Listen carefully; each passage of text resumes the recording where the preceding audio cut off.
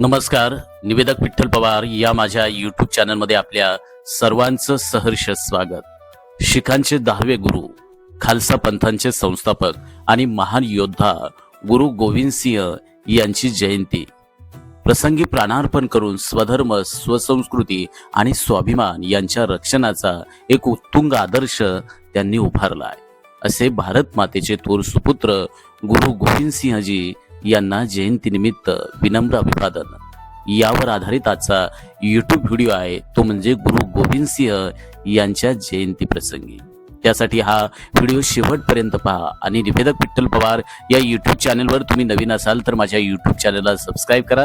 Video आवडल्यास like करा, share करा आणि कमेंट्स करायला विसरू नका. मग कोण होते गुरु गोविंद सिंह? गुरु गोविंद सिंह हे शीख धर्माचे 10वे आणि अंतिम मानवी गुरु होते. त्यांचा जन्म 22 डिसेंबर 1666 रोजी बिहारमधील पाटणा येथे झाला. त्यांचे मूळ नाव गोविंद राय होते.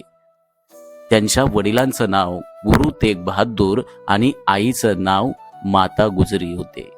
धर्म स्वातंत्र्य आणि मानवी हक्कांसाठी लढा देणारे गुरु तेग बहादूर यांनी आपले बलिदान दिल्यानंतर अवघ्या 9 वर्षांच्या वयात गोविंद राय यांनी गुरुपद स्वीकारलं आणि ते गुरु गोविंद सिंह म्हणून ओळखले जाऊ लागले. लहान वयापासूनच गुरु गोविंद सिंह यांना शास्त्रविद्या, अस्त्रविद्या, साहित्य, संगीत आणि तत्वज्ञान यांचे सखोल ज्ञान होते.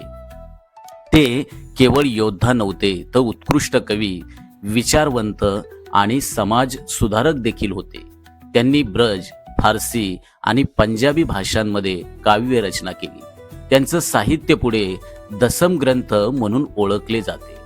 गुरु गोविंद सिंह यांच्या जीवनातील सर्वात महत्वाची घटना म्हणजे 1699 साली बैसाखीच्या दिवशी खालसा पंथांची स्थापना केली आणि या स्थापनेचा मुख्य उद्देश अन्याय, अत्याचार आणि धर्मांधतेविरुद्ध उभा राहणारा निर्भय समाज निर्माण करणं हा होता. खालसा पंथातील प्रत्येक व्यक्ती समान आहे असा संदेश त्यांनी आपल्या कृतीच्या माध्यमातून दिला. जात, धर्म, श्रीमंती किंवा गरीबपणा, विषमता याला खालशामध्ये कोणतेही स्थान नाही असे त्यांनी स्पष्टपणे नमूद केले. खालसा पंथांसाठी गुरु गोविंद सिंह यांनी 5 क निश्चित केले: केस, कंघा, कडा, कच्छा आणि कृपान. हे 5 चिन्ह म्हणजे शिस्त, स्वच्छता, आत्मसंयम, नैतिकता आणि आत्मसंरक्षणाचं प्रतीक मानले जातात. खालसा म्हणजे सत्यासाठी जगणारा आणि अन्यायाविरुद्ध लढणारा योद्धा अशी त्यांची संकल्पना होती. गुरु गोविंद सिंह यांचं संपूर्ण जीवन त्याग आणि संघर्षानं भरलेलं होतं. त्यांच्या 4ही पुत्रांनी धर्मासाठी आणि अन्यायाविरुद्ध लढताना शहादत पत्करली. एवढ्या मोठ्या दुःखानंतरही गुरु गोविंद सिंह यांनी कधीही आपलं ध्येय सोडलं नाही किंवा अन्यायासमोर मान झुकवली नाही. त्यांच्या जीवनातून धैर्य, संयम आणि कर्तव्यनिष्ठा यांचा खरा अर्थ समजतो. गुरु गोविंद सिंह यांनी शीख धर्माला एक ऐतिहासिक दिशा दिली. त्यांनी जाहीर केलं की त्यांच्यानंतर कोणताही मानवी गुरु नसेल. त्यांनी गुरु ग्रंथ साहिब या पवित्र ग्रंथालाच शीख धर्माचा शाश्वत गुरु घोषित केले. हा निर्णय ज्ञान, विचार आणि शब्द यांना सर्वोच्च स्थान देणारा होता. 1708 साली महाराष्ट्रातील नांदेड येथे गुरु गोविंद सिंह यांचं देहावसान झालं.